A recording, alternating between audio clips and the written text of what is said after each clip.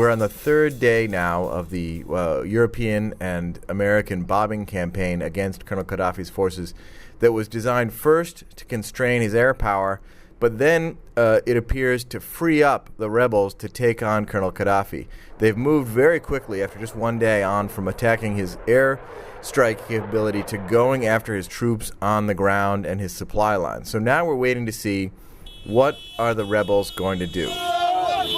The word from the east, where my colleague Karim Fahim is reporting, is that they have so far been unable to move their line forward beyond the city of Ejdabiya, where they'd been fighting before the airstrikes began. They've consolidated their hold on Benghazi more or less, although there's still some reports of a little bit of strife around Benghazi. But they haven't been able to burst through the Gaddafi lines, even with the help of Western air support.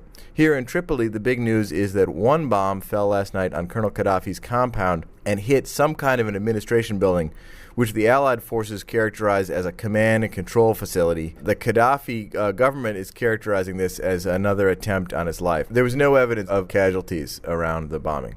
Since the airstrikes happened, they've been warning us that the population of Tripoli will be very, very hostile to us as Europeans and Americans, and may even be armed, because Colonel Gaddafi has talked about arming civilians to fight off the Western powers.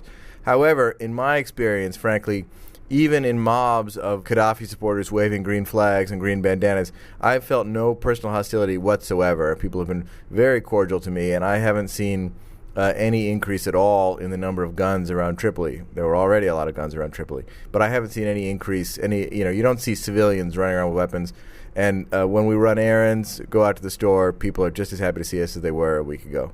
In other good news, our four colleagues, the four New York Times journalists who were captured in the East and had been imprisoned in one form or another for 6 days, were released today into the custody of the Turkish ambassador who drove them to the border with Tunisia.